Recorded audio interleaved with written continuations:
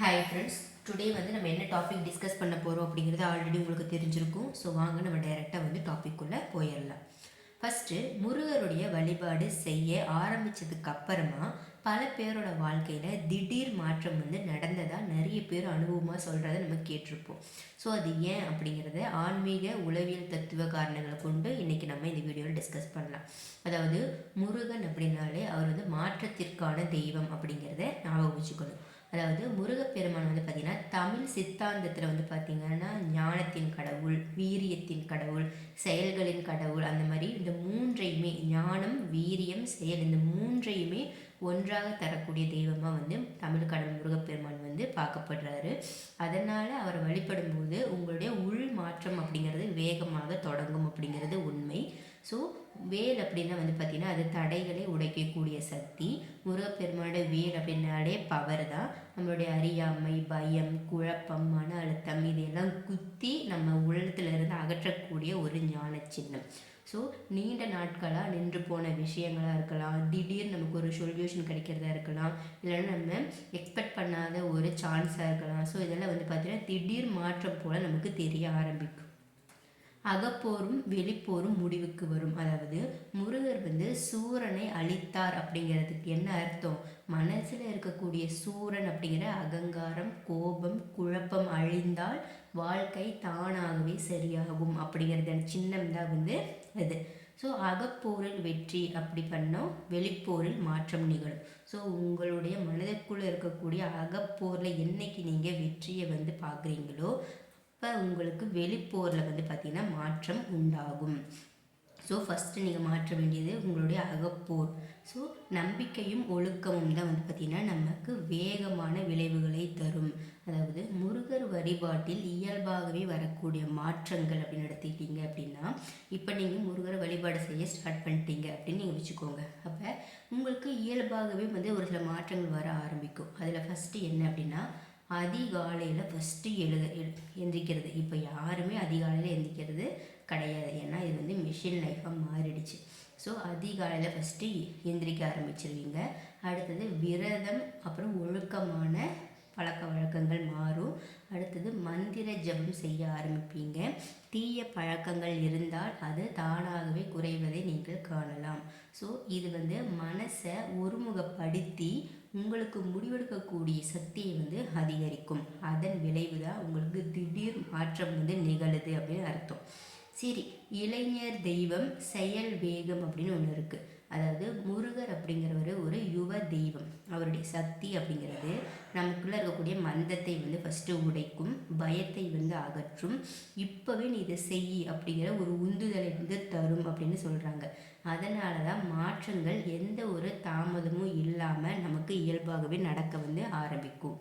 அடுத்தது குரு சக்தி திசை மாற்றம். அதாவது குரு அப்படின்னாலே யார்? முருகர் தான். ஸோ முருகர் அப்படிங்கிறவர் ஞான குரு. ஏன் ஞான குரு? அவர் வந்து சிவனுக்கே உபதேசம் செய்தவர், அதனால தான் ஞான குரு. ஸோ அப்போ நீங்கள் வழிபடும் பொழுது அந்த வழிபாடு செய்வீங்களே, அப்போ சரியான மனிதர்களை வந்து நீங்கள் உங்கள் வாழ்க்கையில் சந்திக்க ஆரம்பிப்பீங்க. தவறான பாதையிலிருந்து விலகி போக ஸ்டார்ட் பண்ணுவீங்க. புதிய சிந்தனை உங்களுக்கு பிறக்கும். ஸோ இதுதான் வாழ்க்கையினுடைய திசை மாறுது அப்படிங்கிறத உங்களுக்கு உணர்த்தும். அதுதான் உங்களுக்கு திடீர் மாற்றம் போல தெரிகிறது. எல்லாருக்குமே இது ஒரு மாதிரி தான் நடக்குமாங்க அப்படின்னு கேட்டால், மாற்றங்கள் அப்படிங்கிறது நம்பிக்கை, அதுக்கப்புறம் அவருடைய மனதுடைய தூய்மை, நம்ம தொடர்ச்சியாக செய்யக்கூடிய வழிபாடு, இதற்கு இந்த அளவுக்கு ஏற்ற மாதிரி தான் நமக்கு அந்த பலன் கிடைக்கும். ஸோ விதை போடும்போது நமக்கு எதுவுமே தெரியாது, அது முளைக்கும் போது தான் அதனுடைய அதிர்ச்சி போல் நமக்கு அது தெரியும். அந்த மாதிரி சுருக்கமாக சொல்லப்போனால் முருகன் வழிபாடு அப்படிங்கிறது ஒரு மந்திரம் கிடையாது, மாயம் கிடையாது. அது உங்களுக்குள்ளே இருந்து வாழ்க்கையை மறுசீரமைக்கக்கூடிய ஒரு ஆன்மீக அறிவியல். அதன் விளைவு தான் உங்களுக்கு திடீர் மாற்றம் அப்படின்னு நம்ம சொல்கிறோம். ஸோ இப்போ யாராவது முருகர் வழிபாடு வந்து செஞ்சிட்ருக்கீங்க அப்படின்னா அதையும் உங்களுக்கு நான் சேர்த்து சொல்கிறேன். முருகன் வழிபாடு தொடங்கக்கூடிய சரியான முறை வந்து நான் சொல்கிறேன், இதுவும் உங்களுக்கு யூஸ்ஃபுல்லாக இருக்கும். அதாவது ரொம்ப ரொம்ப முக்கியம் மனநிலை. முதல்ல இதை நீங்கள் மனசில் வச்சுக்கணும். நான் வந்து கேட்பதற்காக அல்ல, என்னை வந்து சீரமைப்பதற்காகவே நான் முருகனை நினைக்கிறேன் அப்படிங்கிறத இந்த மனநிலை வந்தவுடன் தான் உங்களுக்கு வழிபாடு வேகமாக பலன் தரும் அப்படிங்கிறத மறந்துடக்கூடாது. ஸோ எளிய முறையிலேயே நமக்கு ஆரம்ப வழிபாடு செய்யலாம். கோயிலுக்கு தான் போகணும், மலைக்கு தான் போகணும் அப்படின்லாம் கிடையாது. வீட்டில் இருந்தே நீங்கள் எளிய வழிபாடு செய்ய ஆரம்பிக்கலாம். அதற்கான சரியான நேரம் அதிகாலை 4:30லேருந்து 6 மணி. இல்லை அப்படின்னா நீங்கள் நைட்டு தூங்க போகிறதுக்கு முன்னாடி அந்த டைம் எடுத்துக்கலாம். என்ன செய்யணும் அப்படின்னா, முகத்தை வந்து கழுவிக்கோங்க. ஒரு அமைதியான இடத்துல வந்து உட்காந்துட்டு கண்களை மூடி மனசில் வந்து ஃபஸ்ட்டு நீங்கள் வேலை தான் நினைக்கணும். வேலை நினச்சிட்டு எந்த மந்திரம் சொல்லலாம், எதற்காக சொல்லலாம் அப்படின்னா, அடிப்படையான மந்திரம் இது எல்லாருக்குமே பொதுவானது. ஓம் சரவணபவ. இதை சொன்னீங்கன்னா உங்களுக்கு மனம் வந்து அமைதிப்படும், குழப்பம் வந்து குறையும், தெளிவான வழி கிடைக்கும். மாலை வந்து பார்த்திங்கன்னா வந்து மாலை இருந்துச்சு அப்படின்னா நீங்கள் அது முருகனுக்கு போட்டால் ரொம்ப சிறப்பு. 108 முறை வந்து ஓம் சரவணபவ சொல்லணும்.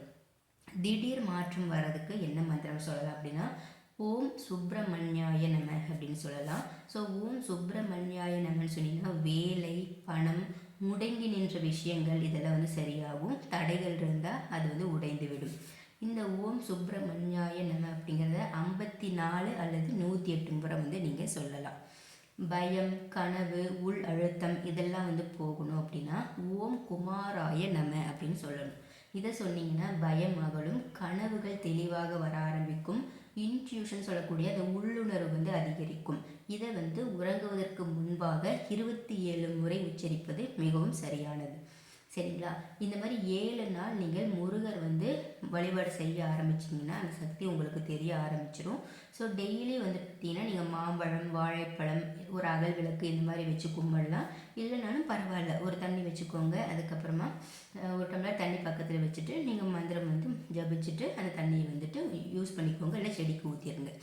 அந்த மாதிரி விளக்கு ஏற்றுவதற்கு முன்பாக முருகா என் வாழ்க்கையில் தேவையில்லாதையெல்லாம் நீக்கிட்டு எனக்கு சரியான பாதையை காட்டுங்க அப்படின்னு சொல்லிட்டு பின்னாடி ஓம் சரவணபவ அப்படிங்கிறத 108 முறை சொல்லுங்கள். 7 நாட்களில் உங்களுக்கு மனம் மாற்றம் தெரியும். சூழ்நிலை மாறுவது வந்து நீங்கள் உணர்வீங்க. மனிதர்களும் மாறுவார்கள். ஏதாவது ஒன்று இதில் கண்டிப்பாக நடக்கும். அப்படி நடந்ததுக்கப்புறமா நீங்களே வந்து நம்ம சேனலில் இதே வீடியோக்கு கீழே கமெண்ட் பண்ணுவீங்க. ஸோ 7 டேஸ் நான் சொன்னதை வந்து நீங்கள் கண்டினியூவாக பண்ணுங்கள். அப்போ தான் உங்களுக்கு டிஃப்ரென்ஸ் வந்து தெரியும். ஸோ நீங்கள் உண்மையை வந்து தேடுறீங்க. வாழ்க்கையில் ஒரு நிலை முடிந்து எனக்கு வேறொரு நல்ல நிலை வரணும், புதிய கட்டம் எனக்கு தொடங்க போகுது அப்படிங்கிறதுல உங்களுக்கு நடக்கணும் அப்படின்னா இந்த வழிபாட்டை வந்து 7 நாட்களில் ஒரு நாள் கூட நிறுத்தக்கூடாது. ஸோ 21 நாள் பண்ணுங்கள், 48 நாள் பண்ணுங்கள், ஒரு மண்டலம் பண்ணுங்கள் அப்படிங்கிறதுலாம் இருக்குது. ஸோ நீங்கள் 7 டேஸ் அப்படிங்கிறது 1 வீக் இது ஈஸியாக எல்லாராலையுமே பண்ண முடியும். அதுவும் எளிமையாக வீட்டில் இருந்தே பண்ணலாம். ஸோ டைமிங் அந்த 4:30 to 6 இல்லைனா தூங்குறதுக்கு முன்னாடி உங்களுக்கு ஃப்ரீ டைம் இருந்துச்சுன்னா அந்த ஃபேஸ் வாஷ்லாம் பண்ணிவிட்டு ரிலாக்ஸாக இடத்துல உட்காந்து அமைதியாக நான் சொன்ன மாதிரி உங்களுக்கு எது பேஸ் பண்ணி உங்களுக்கு மந்திரம் வேணுமோ அந்த 3 மந்திரம் நான் சொல்லியிருக்கேன்.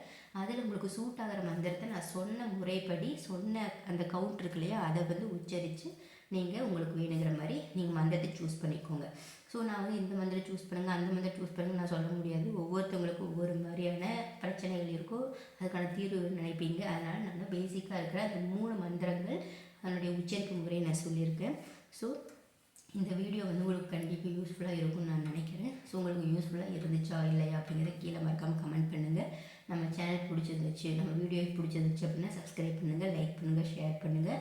யூஸ்ஃபுல்லான வீடியோவாக இருந்துச்சுன்னா எல்லாத்துக்குமே மறக்காமல் ஷேர் பண்ணுங்கள். நம்ம நாளைக்கு இன்னொரு டாப்பிக்கில் மீட் பண்ணோம் ஃப்ரெண்ட்ஸ். பிளேலிஸ்ட் இருக்கக்கூடிய எல்லா முருகர் வீடியோக்களையும் பாருங்கள். எல்லோரும் சந்தோஷமாக இருங்க. வாழ்க்கையில் உங்கள் வீடு வந்து நிறைவேறட்டும்.